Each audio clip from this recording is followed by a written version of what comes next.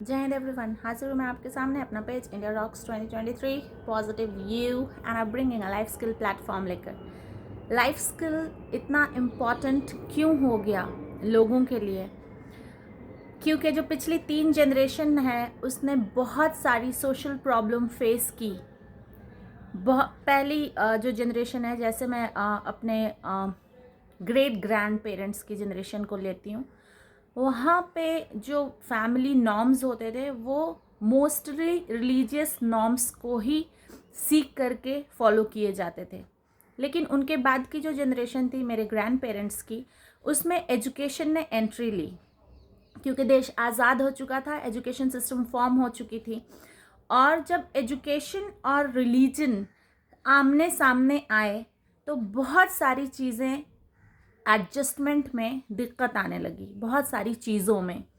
क्योंकि रिलीजन जो है वो हम जो ट्रेस बैक करते हैं रिलीजन को, वो आज से 1400 साल पहले से करते हैं, और उसकी 100% चीज़ें उस ज़माने के समाज में एडजस्ट करना was a very big challenge for the people of that time. तो लोगों ने रिलेशनशिप में बहुत सारी प्रॉब्लम फेस करना शुरू कर दिया। क्यों?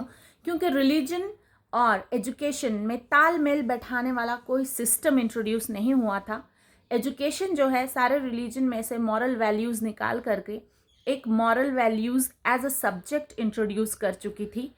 पर जो रिलीजियस ट्रेडिशन है उसको हम किस तरह से बदलते हुए ज़माने के हिसाब से अडेप्ट करें, वो डिफ़िकल्टी उस जनरेशन के सामने थी। मेरे ग्रैंड पेरेंट्स के बाद की जनरेशन, मेरी मम्मी पापा की जो आई, उसमें भी 75% रिलीजन को ही दिमाग में रखते हुए फैमिली नॉर्म्स बन रहे थे। लेकिन कहीं ना कहीं ये चीज़ बैलेंस नहीं कर पा रही थी बदलती हुई जनरेशन को और रिश्तों को एडजस्टमेंट करने में, और इसलिए जॉइंट फैमिलीज़ टूटना शुरू हो गई। क्यों? क्योंकि जॉइंट फैमिली में 3 जनरेशन साथ में रहती थी, और जो मास्टर जनरेशन थी जो पूरे फैमिली को कंट्रोल करती थी, वो जो सबसे बड़ी जनरेशन होगी उन लोगों के बीच में वही थी।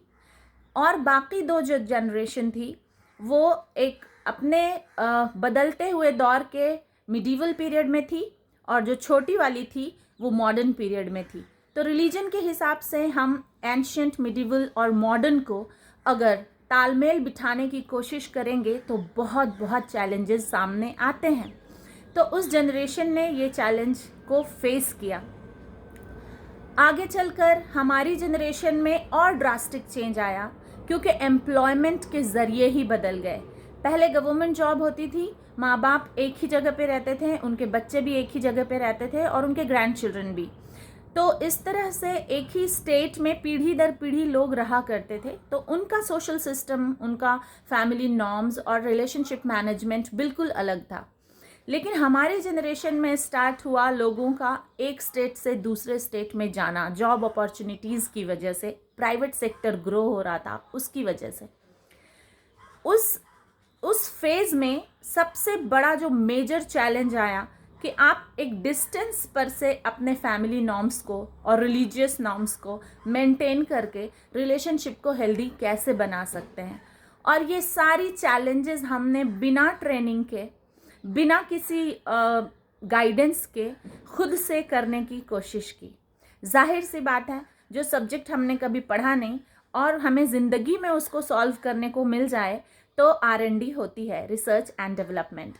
और हमारी जनरेशन तक पहुँचते पहुँचते सारे पेरेंट्स ने भी ये रियलाइज़ किया, हम लोगों ने एज अ पेरेंट रियलाइज़ किया कि there is a need of such subject that will guide people as a human being first and then as a people of religion and as a people of society. क्योंकि अगर हम being human के concept को इन दोनों के नीचे रखेंगे तो ना तो रिलीजन का मकसद पूरा होगा और ना अच्छे ग्रेट सोशल नॉर्म्स हम क्रिएट कर पाएंगे अपनी आने वाली जनरेशन के लिए। और ये हर जनरेशन की ड्यूटी होती है कि अपने आने वाली जनरेशन के लिए ऐसी चीज़ें सेट करके जाएं कि उनको उन सारी चीज़ों में प्रॉब्लम ना हो जो प्रॉब्लम हमने फेस की है। ये हमारी moral responsibility as a parent and responsibility as educator भी होती है।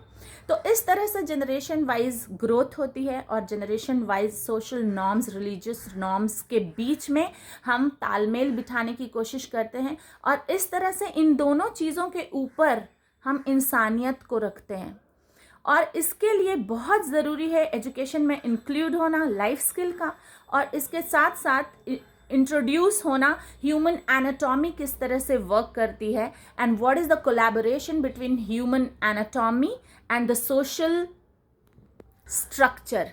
अगर हमने ये नहीं सीखा तो आने वाली जनरेशन को बाकी चैलेंजेस के साथ, employment challenges, relationship challenges, religious harmony challenges और एम्प्लॉयमेंट चैलेंजेस के साथ साथ ये सारी चीज़ों को फिर से फेस करना पड़ेगा। तो बहुत ज़रूरी है अपने बच्चों को ये सारी चीज़ें सिखाना ताकि उनकी ज़िंदगी का 25% जो इसमें इन्वॉल्व हो रहा है वो बचे और उसको वो फिर अपने किसी ग्रेट अचीवमेंट में लगा सकें। जुड़े रहिए मुझसे लाइफ स्किल सब्जेक्ट की इम्पॉर्टेंस को समझने के लिए, और इसको बच्चों को सिखाना एक कंपल्शन बनता जा रहा है बदले हुए समाज के लिए। तो जीते रहिए, खुश रहिए, आबाद रहिए और बच्चों को सिखाते रहिए। Keep blessing, stay blessed. जय हिंद।